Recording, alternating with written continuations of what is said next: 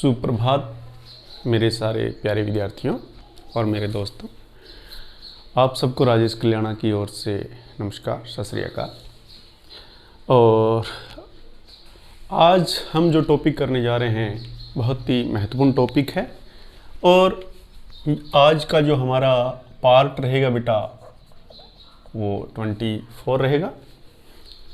तो इस टॉपिक को शुरू करने से पहले मैं आपको इसके बारे में बता देता हूँ कि अगर जो भी विद्यार्थी इस टॉपिक को अगर कर लेता है और समझ लेता है तो मैं विश्वास के साथ मैं कह सकता हूँ कि वह उसको एक तो परमाणु क्रमांक के बारे में जो नॉलेज हो जाएगा और किसी भी परमाणु में कितने इलेक्ट्रॉन्स है उसके बारे में नॉलेज होगा। दूसरा, उसका परमाणु भार क्या है और उसका इलेक्ट्रॉन विन्यास क्या है और इसकी संयोजकता क्या है, इन सारी चीज़ों के बारे में हम क्या करेंगे, नॉलेज प्राप्त करेंगे। तो प्रिय विद्यार्थियों, आप यूं ही बने रहिए मेरे साथ। तो करते हैं शुरू अपने आज। तो हम आज एक इलेक्ट्रॉनिक विन्यास लिखते हैं। मैंने आप लोगों को जो सिखाया बेटा, ये सिखाया है कि 1s2 2s2 2p6 3s2 3p6 4s2 3d10। यह विन्यास अपने आप में बहुत ही महत्वपूर्ण विन्यास है बेटा, ठीक है। जो इसको आप बार बार अभ्यास करके अगर बोल कर सीख लेते हो तो मैं कहता हूँ बहुत सारी चीज़ें इससे आपको समझ में आ जाएगी। तो एक बार मेरे साथ बोलने का प्रयास कीजिए। 1s2 2s2 2p6 3s2 3p6 4s2 3d10। बस इतना सा ही याद करना है। हाँ, मैं सुन रहा हूँ आपको भी, तो क्योंकि मैं दिल से सुन रहा हूँ आपको। तो आप मेरे साथ एक बार और प्लीज़ मेरे साथ साथ बोलिए please. 1s2 2s2 2p6 3s2 3p6 4s2 और 3d10, ठीक है। तो देखिए प्यारे विद्यार्थियों, मैं जो आगे जो करने जा रहा हूँ उसके अंदर आपको मान लो कि आपको कैल्शियम का इलेक्ट्रॉनिक विन्यास लिखने को कहा जाए, ठीक है। तो कैल्शियम का जो परमाणु क्रमांक होता है वो 20 होता है और इसका परमाणु भार जो होता है वो 40 होता है। इसको यहाँ तत्व लिखा जाता है, ऊपर परमाणु द्रव्यमान लिखा जाता है और नीचे परमाणु क्रमांक लिखा जाता है, ठीक है जी। अब सुनिए, इसको हम ऐसे भी लिख सकते हैं कि ये 40, ये कैल्शियम और ये 20। आजकल इस टाइप से भी इसको लिखते हैं।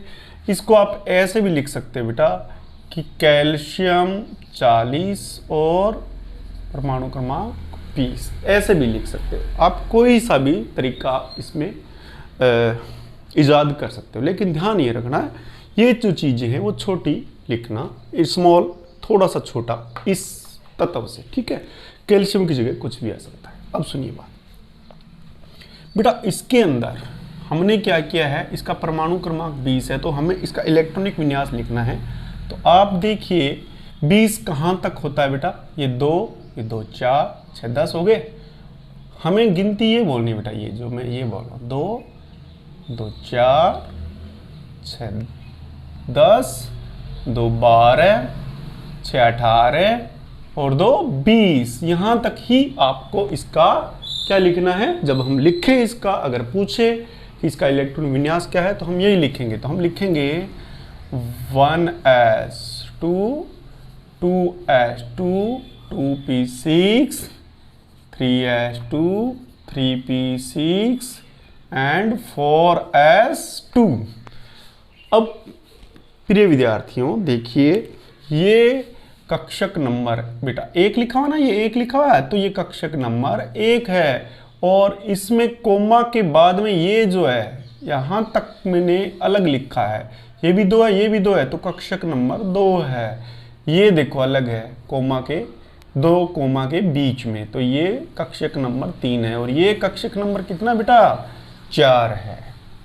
अब अगर आपसे कोई पूछे कि इसका इलेक्ट्रॉनिक विन्यास क्या है, तो आप इसको इस प्रकार से भी लिख सकते हैं। ये जो 2 है बेटा पहले कक्षक में, ये सिर्फ 2 लिख दो, आप पता चल जाएगा, लिखने की जरूरत ही नहीं है, ये पहला कक्षक ही माना जाएगा। उसके बाद में बेटा यहाँ पे 2 और 6 8 है, तो इनको जोड़ के लिखोगे आप इस 2 के, ये तो ये 8, तो ये पहला है, ये दूसरा, दूसरे कक्षक में कितने इलेक्ट्रॉन है बेटा, इसमें 8 है। इसी प्रकार तीसरे में देखो बेटा 2 है और 6 8 है, ये 2 लिखो, ढंग से मैं लिख देता हूँ, आपको समझ में नहीं आ रहा है तो ये 2 लिखा है बेटा, ठीक है, 2 है। अब सुनिए, यहाँ पे तीसरे कक्षक में भी इलेक्ट्रॉन कितने हैं, 8 है, और चौथे कक्षक में इलेक्ट्रॉन कितने बेटा, 2 है। अब आपको मैं यहाँ बता देना चाहता हूँ कि जो लास्ट वाला जो कक्षक है चौथा, इसको आप कहोगे संयोजी या वैलेंस ऑर्बिट या एनर्जी लेवल, संयोजी या बाहरी कक्षक इसको बोलोगे, बाहरी कक्ष बोलोगे इसको, ठीक है। जब भी कोई इलेक्ट्रॉन ऐड करना होता है किसी तत्व में, तो वो बाहरी कक्षा में ही जोड़ा जाता है, ऐड किया जाता है। अगर घटाना होता है तो, या निकालना होता है, या उत्सर्जित करना होता है, त्यागना होता है, तो बाहरी कक्षक से ही त्यागेगा, ठीक है। अब मेरे को आप एक बात बताइए कि इसके पास 2 इलेक्ट्रॉन है, तो 2 इलेक्ट्रॉन है, मैं बार बार आपको एक ही बात समझा रहा हूं कि 8 से इलेक्ट्रॉन अगर इलेक्ट्रॉन 5 से कम है तो तब तक तो 1 से 4 तक इलेक्ट्रॉन तो वो दे देगा, ठीक है। अगर मैं यहाँ पे एक बात लिखूं, इलेक्ट्रॉन की संख्या के बारे में लिखूं बेटा, तो 1 2 3 4 5 6 7, ठीक है।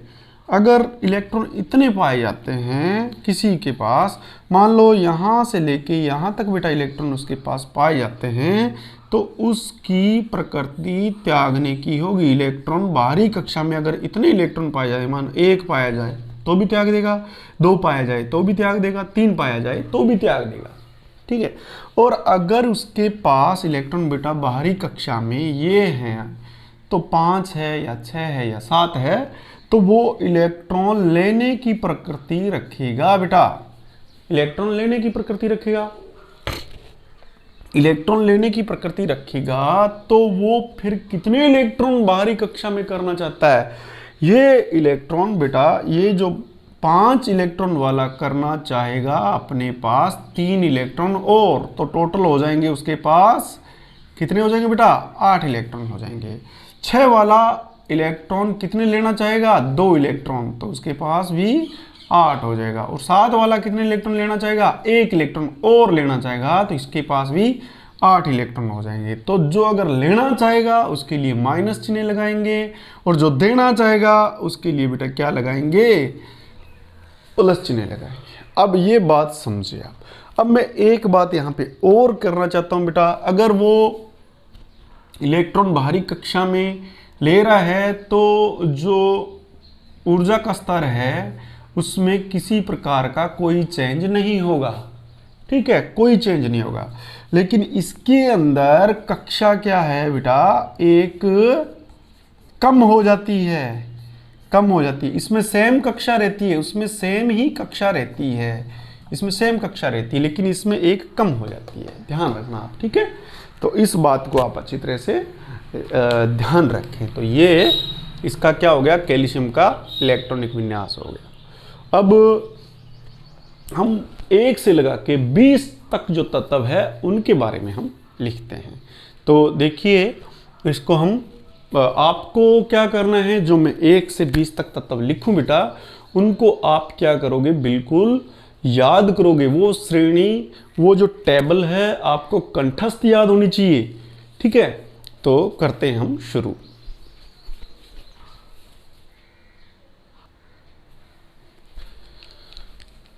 तो आपके सामने क्या है कि ये क्या है, सारणी है। अब इस सारणी को आप अपनी नोटबुक में उतार लीजिए। अब देखिए ये जो अपने इस सारणी के अंतर्गत जो ये हैं P और ये Z है, ये P और Z बेटा, ये जो P और Z है ये परमाणु क्रमांक है। परमाणु क्रमांक क्या होता है, परमाणु क्रमांक किसी भी तत्व में नाभिक के अंदर प्रोटॉनों की संख्या को क्या कहते हैं? परमाणु क्रमांक कहते हैं। इस बात का आपको ध्यान होना चाहिए। और इसको P से डिनोट करते हैं या Z से डिनोट करते हैं। प्रोटॉनों की संख्या या Z इसका परमाणु क्रमांक होता है। परमाणु क्रमांक मतलब आवर्त सारणी में इसका क्रम नंबर क्या है। तो आवर्त सारणी में क्रम नंबर के अनुसार जो तत्वों को व्यवस्थित किया जाता है उसके अनुसार इनका परमाणु क्रमांक निर्धारित हुआ है। तो हाइड्रोजन है, उसका परमाणु क्रमांक 1, 2 परमाणु क्रमांक helium, 3 lithium, 4 beryllium, 5 boron, 6 carbon, 7 nitrogen, 8 जो है आपके oxygen, 9 fluorine, 10 neon, 11 sodium, 12 magnesium और 13 परमाणु क्रमांक एल्यूमिनियम का है, 14 silicon, 15 phosphorus, 16 sulphur, 17 chlorine, 18 organ और 19 पोटेशियम और 20 क्या है? कैल्शियम का। तो ये तो इनका क्या हो गया? प्रोटॉनों की संख्या के आधार पर। अब हम इनका क्या करते हैं? इलेक्ट्रॉनिक विन्यास लिखते हैं। तो इनका सबका मैंने इलेक्ट्रॉनिक विन्यास लिख रखा। आप अगर कॉपी में उतारोगे तो ये बहुत बढ़िया रहेगा। आपको लाइनों के बारे में भी पता चल जाएगा कि किसका इलेक्ट्रॉनिक विन्यास सर ने लिखा है। अब हम बात करते हैं इलेक्ट्रॉनिक विन्यास को देखकर।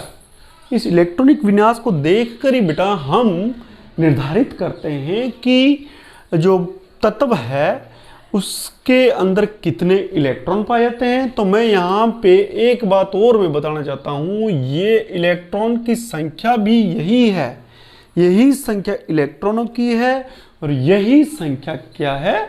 प्रोटॉनों की है। बेटा जो परमाणु होते हैं वो क्या करते हैं? नाभिक के अंदर जितने इलेक्ट्रॉन होते हैं प्रोटॉन होते हैं उतने उसके चारों तरफ क्या होते हैं? इलेक्ट्रॉन घूमते रहते हैं। तो इलेक्ट्रॉनों पर आवेश ऋणावेश होता है और प्रोटॉनों पर आवेश क्या होता है? धनावेश। इसलिए जितने धनावेश होते हैं उतने ही ऋणावेशित होते हैं और प्लस और माइनस मिलके जैसे ही एक दूसरे का प्रभाव निरस्त कर देते हैं तो पूरे के पूरे परमाणु पर जो बेटा जो चार्ज होता है वो उदासीन होता है। ठीक है, तो आपको ये ध्यान रखना है। अब हम बात करते हैं कि इसके पहले कक्ष में, ये बेटा मैंने यहाँ पे ये पहला लिखा है, तो पहले कक्ष में इसमें इलेक्ट्रॉनों की संख्या को मैंने 4 कक्षों में 4 ऊर्जा स्तरों में, कक्षों में नहीं, 4 ऊर्जा स्तर भी उनको बोल सकते हैं, कक्ष तो बोल ही सकते हैं, सेल भी बोल सकते हैं इसको। तो 4 कोशों के अंदर मैंने इनके इलेक्ट्रॉनों की व्यवस्था को दर्शाया है आपकी समझने में, ताकि क्या हो जाए? इजी हो जाए। देखिए जो पहला हाइड्रोजन की बात करें तो बेटा इसमें K कक्षक ही पाया जाता है, L और M N 3 कक्षक नहीं पाए जाते। ठीक है, और इसके अंदर बेटा पहले कक्ष में कितना इलेक्ट्रॉन पाया जाता है? 1 इलेक्ट्रॉन पाया जाता है। हीलियम में कितना इलेक्ट्रॉन पाया जाता है बेटा? 2। इसमें भी K कक्षक होता है और K कक्षक में सिर्फ S कक्षक होता है और S कक्षक मैंने पहले बताया ज्यादा से ज्यादा 2 इलेक्ट्रॉन आ सकता है। ये हीलियम की अगर बात करें तो इसको 2 ही इलेक्ट्रॉनों की जरूरत होती है क्योंकि इसका पहला कक्षक ही होता है। ठीक है, इसलिए 2 से ज्यादा इलेक्ट्रॉन इसके लेने की जरूरत नहीं होती। बाकी कक्षकों को तो चलो मान लो कि 8 इलेक्ट्रॉन की जरूरत पड़ती है, लेकिन ज्यादातर को ये 8 की भी नहीं पड़ती, कईयों को कम की भी पड़ती है। ठीक है, तो आप बिल्कुल ध्यान से धीरे धीरे स्लोली इसको जैसे जैसे आप साइंस के अंदर बेटा समझते जाओगे धीरे धीरे आपके कॉन्सेप्ट क्लियर होते जाएंगे। पहले अगर आपके माइंड में ऐसा आ गया ऐसा क्यों होता है और आप वहीं अटक गए तो आप प्रोग्रेस नहीं कर सकते। तो धीरे धीरे आपको क्या है, आपके जो सोचने का दायरा, आपके समझने का दायरा धीरे धीरे बढ़ता जाएगा। अब सुनिए बेटा, नेक्स्ट हम बात करते हैं। अब लिथियम की बात करें तो इसके अंदर कितने हैं?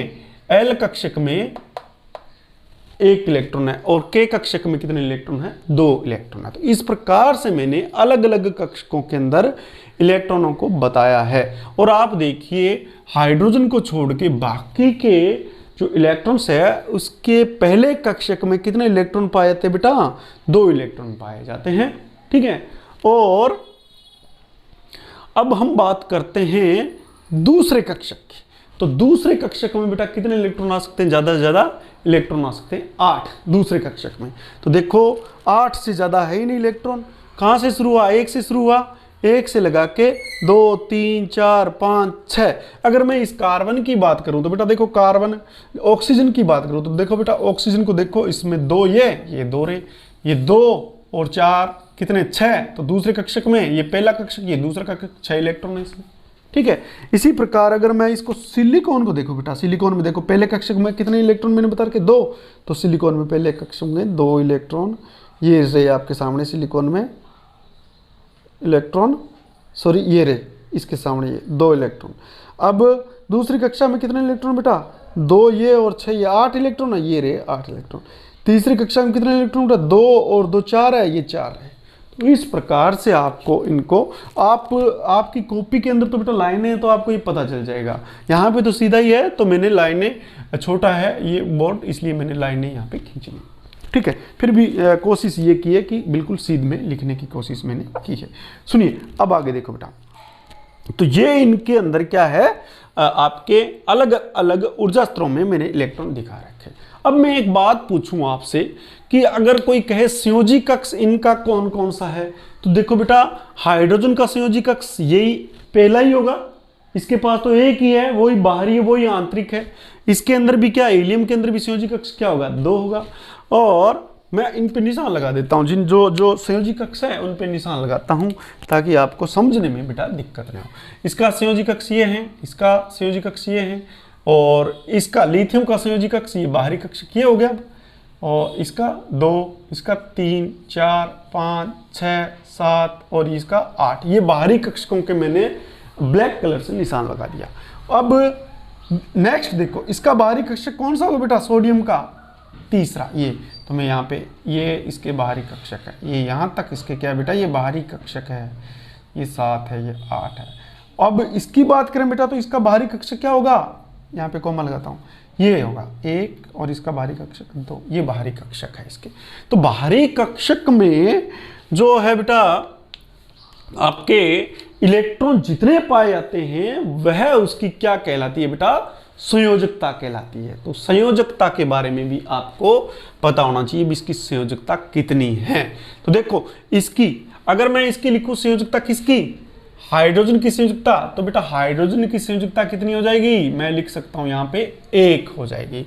हीलियम की संयोजकता बेटा कितनी है? 2 ही उसको जरूरत है, इसको जरूरत ही नहीं है इलेक्ट्रॉनों की, तो इसकी संयोजकता हो जाएगी बेटा 0, इसकी संयोजकता हो जाएगी। उसके बाद में हम बात करें लिथियम की संयोजकता, तो लिथियम की संयोजकता देखो बेटा इसके अंदर 1 इलेक्ट्रॉन है और 1 इलेक्ट्रॉन ये दे सकता है, तो इसकी संयोजकता कितनी हो जाएगी बेटा? फिर 1 हो जाएगी। इसकी संयोजकता कितनी हो जाएगी? 1 हो जाएगी। और इसके पास कितने इलेक्ट्रॉन है जिसको ये दे सकता है? 2 इलेक्ट्रॉन, तो इसकी संयोजकता हो जाएगी बेटा 2। इसके अंदर कितने इलेक्ट्रॉन है बेटा? 3 है ना, तो इसकी संयोजकता भी देखो ये 3 लिखा हो ना बेटा, बाहरी कक्षा में कितने इलेक्ट्रॉन उसके अनुसार इसकी संयोजकता। तो यहां देखो आप, यहां देखने के बजाय यहां देख लो आप, यहां 3 इलेक्ट्रॉन है तो इसकी संयोजकता कितनी हो जाएगी बेटा? 3 हो जाएगी। इसकी संयोजकता कितनी हो जाएगी? बाहरी कक्षा में इलेक्ट्रॉन 4 है तो इसकी संयोजकता 4। आप इस चीज को ध्यान से समझें बेटा, इसकी 5 है इलेक्ट्रॉन तो संयोजकता कितनी हो जाएगी? आप कहोगे सर आपने बताया था कि इलेक्ट्रॉन 4 से ज्यादा होते ही 5 आपको नहीं करना है, उसको घटाना है 8 में से, ठीक है, और माइनस लगाना है। बिल्कुल मैंने सही कहा था। ये 5 है तो 5 को 8 करने के लिए कितने की जरूरत होगी बेटा? 5 को 8 करने के लिए 3 की जरूरत होगी, तो 3 इसकी संयोजकता होगी। यहाँ ये पॉइंट थोड़ा ध्यान रखना। 6 ये भी क्या है? 4 से ज्यादा, तो इसको 8 करने के लिए कितने की जरूरत है? 6 को 8 करने के लिए बेटा 2, तो इसकी संयोजकता 2 हो जाएगी। किसकी? ऑक्सीजन की संयोजकता 2 होती है। अब उसके बाद में देखो आप इसमें आ जाओ, इसकी संयोजकता, ये इसकी संयोजकता कितनी बताई आपने? 7 है, तो इसकी संयोजकता 8 करने के लिए 1 की जरूरत पड़ेगी। यहाँ पे 8 है बेटा, 8 इलेक्ट्रॉन है तो इसको कुछ भी नहीं चाहिए, तो इसकी संयोजकता हो जाएगी 0। किसकी जी? नियोन की। ये निष्क्रिय गैसें आ गई, ठीक है। हीलियम भी निष्क्रिय गैसें हैं और नियोन भी निष्क्रिय गैस हैं और आपके ऑर्गन भी निष्क्रिय गैस हैं। तो आप देखो कि लगभग 8 तत्वों के बाद में जो 9वां तत्व है वो निष्क्रिय गैसों का आता जाएगा। इसमें देख लेना आप थोड़ा सा, देखो इसमें यहां से देखते हैं, बात करते हैं हमने। ये 1 नंबर पे आया हीलियम, ये निष्क्रिय गैस है।